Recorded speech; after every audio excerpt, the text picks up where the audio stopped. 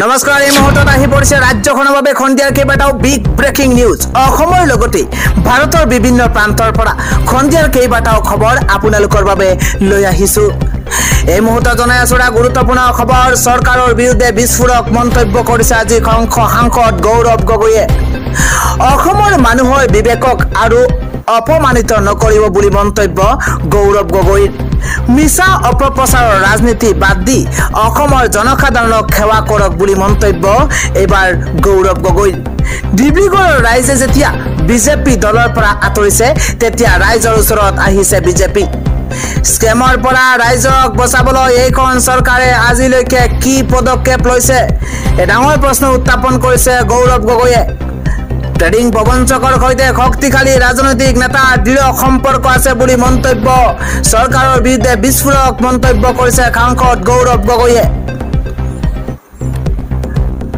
ৰাজ্যবাসীৰ কাৰণে পৰৱৰ্তী ব্ৰেকিং নিউজ হৈছে ৰাজ্যত অসহ্যকৰ গৰম পৰিছে কিয়নো 48 ঘণ্টালৈ ৰাজ্যত আৰু অধিক ভয়াৱহ হ'ব গৰম এই মুহূৰ্তত ব্ৰেকিং নিউজ জনোৱাৰ চেষ্টা কৰিছো আজি আৰু কাইলৈ পৰাপক্ষত আপুনি ঘৰৰ পৰা নোলাব কিয়নো ৰাজ্যত পৰিছে উৎকট গৰম ৰাজ্যবাসীক উৎকট গৰমে ধৰিব অভিলেখ ভংগ কৰিছে এবাৰ গৰমে আগন্তুক 4 দিনলৈ অসহ্যকৰ গৰম পৰিব বতৰ বিজ্ঞান কেন্দ্ৰ ইতিমধ্যে আগজাননী প্ৰদান কৰিছে কত কিমান ডিগ্ৰী পৰ্যন্ত গৰম পৰিব সবিশেষ এই মুহূৰ্তত জনোৱাৰ চেষ্টা কৰিছো ৰাজ্যত ভয়ংকৰ ৰূপ লৈছে গৰমে অসহ্যকৰ গৰমে খন্তাক চলাব আগন্তুক 5 দিনলৈ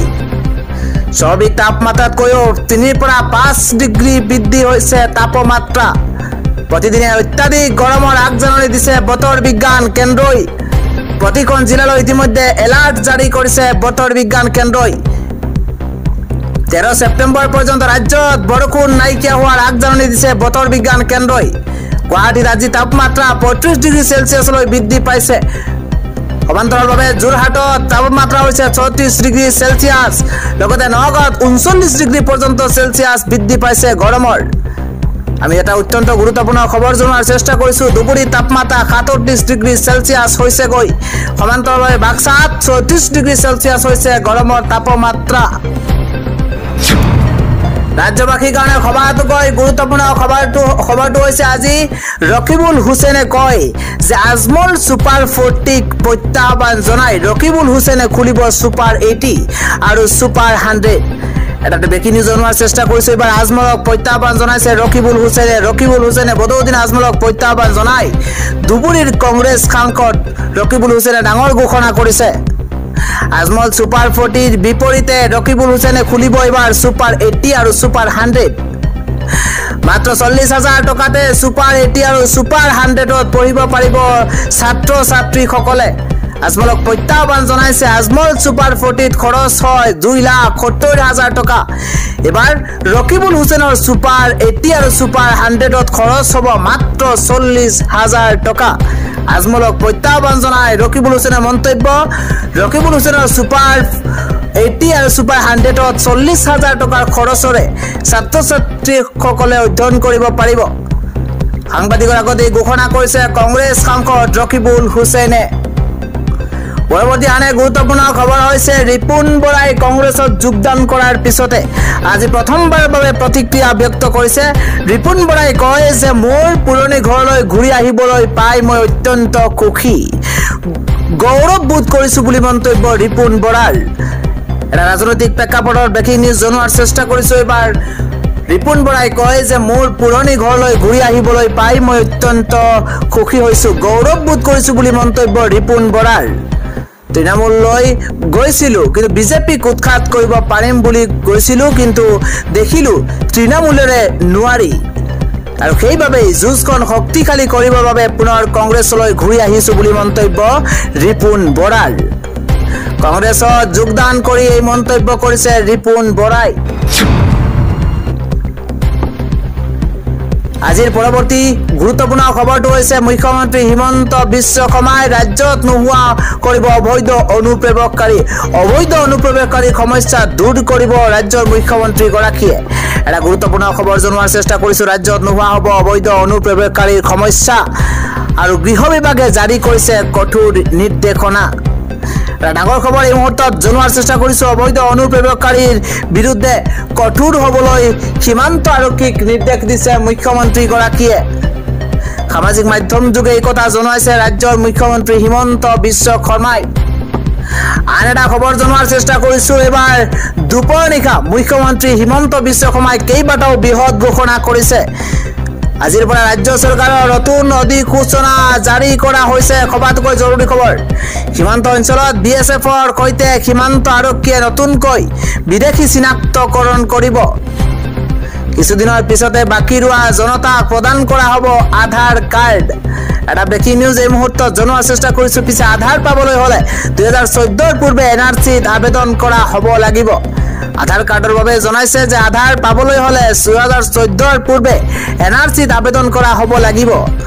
ইফালে বাগানিয়া অঞ্চলৰ জনতাক ইয়াৰ পৰা ৰেহাই দিয়া হ'ব বাগানিয়া অঞ্চলৰ জনতাক হাতৰ আঙুলিৰ ছাপ স্পষ্ট নহয় চকুৰে আধাৰ লবৰ বাবে পৰ্যাপ্ত মেচিন আছিল চৰকাৰৰ হাতত 52 কোটি টকাৰে আধাৰ খিলা ক্ষমা কৰিব ধলাখদিয়া দলঙৰ বাবে বিশেষ পৰিকল্পনা চৰকাৰৰ সৰু শক্তিৰ জৰিয়তে নিশা উজলাই তোলা হ'ব ধলাখদিয়া দলং 2025 চনৰ পৰা বিশ্বনাথ মেডিকেল কলেজ মুকলি কৰি দিয়া হ'ব বুলি মন্তব্য মুখ্যমন্ত্ৰী গৰাকীৰ বহাগ বিহুৰ পূৰ্বে বিপ্লৱ শৰ্মা কমিটিৰ প্ৰতিবেদনৰ 52টা সিদ্ধান্তক ৰূপায়ণ কৰা হ'ব আজিৰ পৰা ৰাজ্য চৰকাৰৰ নতুন অধিসূচনা জাৰি কৰা হৈছে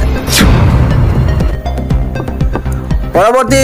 সবাতোকৈ গুৰুত্বপূৰ্ণ খবৰটো হৈছে এবাৰ সংখ্যালঘু ছাত্ৰ ছাত্ৰীয়ে অপৰাধ দূৰীকৰণৰ বাবে ৰাজপথলৈ ওলাই আহি তীব্ৰ প্ৰতিবাদ সাব্যস্ত কৰিছে এটা ব্ৰেকিং নিউজ ডাঙৰ খবৰ জনোৱাৰ চেষ্টা কৰিছো অপৰাধ দূৰীকৰণৰ বাবে ৰাজপথলৈ ওলাই আহিছে সংখ্যালঘু ছাত্ৰ ছাত্ৰীসকল এটা ব্ৰেকিং নিউজ চকু আৰু মুখত কলা কাপোৰ বান্ধি শতাধিক ছাত্ৰ ছাত্ৰীয়ে তীব্ৰ প্ৰতিবাদ সাব্যস্ত কৰিছে সমাজৰ পৰা হিংসা দৰ্শন লুণ্ঠন হত্যা দূৰীকৰণৰ দাবীত এইবাৰ ৰাজপথ কঁপাই তুলিছে ছাত্ৰ ছাত্ৰীসকলে নিচাজাতীয় সামগ্ৰী বন্ধ কৰাৰ দাবী সংখ্যালঘু ছাত্ৰ ছাত্ৰীসকলৰ নাওবৈচাৰ ফতেহপুৰত কণ ছাত্ৰ ছাত্ৰীয়ে এই অভিনৱ প্ৰতিবাদী কাৰ্যসূচী হাতত লৈছে পৰৱৰ্তী খবৰটো হৈছে ধুৰন্ধৰ ট্ৰেডাৰ এবাৰ সিএম ৰিলিফ ফাণ্ডত দিব লৈছিল 1 কোটি টকা মুখ্যমন্ত্ৰীক সাহায্য পুঁজিলৈ 1 কোটি টকা দিব বিচাৰিছিল প্ৰবঞ্চক ট্ৰেডাৰে ৰাইজৰ টকালৈ বিলাসী জীৱন কটোৱা ট্ৰেডাৰৰ ন তথ্য এতিয়া পোহৰলৈ আহিছে খুদ মুখ্যমন্ত্ৰীয়ে ক'লে কিদৰে সাহায্য পুঁজিলৈ টকা দিব বিচাৰিছিল প্ৰবঞ্চক ট্ৰেডাৰে টকা দিব খুজুতেই সন্দেহ উপজিছিল মুখ্যমন্ত্ৰী গৰাকীৰ মুখ্যমন্ত্ৰী সন্দেহ উপজা তদন্তৰ নিৰ্দেশ দিছিল আৰক্ষীক আৰু সমগ্ৰ ঘটনা এতিয়া ব্যাগুম কাণ্ডলৈ ৰূপান্তৰ হৈছে বুলি মন্তব্য মুখ্যমন্ত্ৰী হিমন্ত বিশ্ব শৰ্মাৰ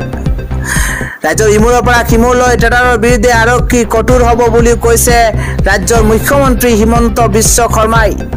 ইতিমধ্যে অনলাইন ট্ৰেডিং কেলেংকাৰীক লৈ গঠন কৰা হ'ব এছআইটি ইতিমধ্যে অনলাইন ট্ৰেডিং কেলেংকাৰীক লৈ এছআইটি গঠন কৰা হ'ব বুলি মন্তব্য মুখ্যমন্ত্ৰীক সাহায্য পুঁজিলৈ 1 কোটি টকা দিব বিচাৰিছিল প্ৰবঞ্চক ট্ৰেডাৰে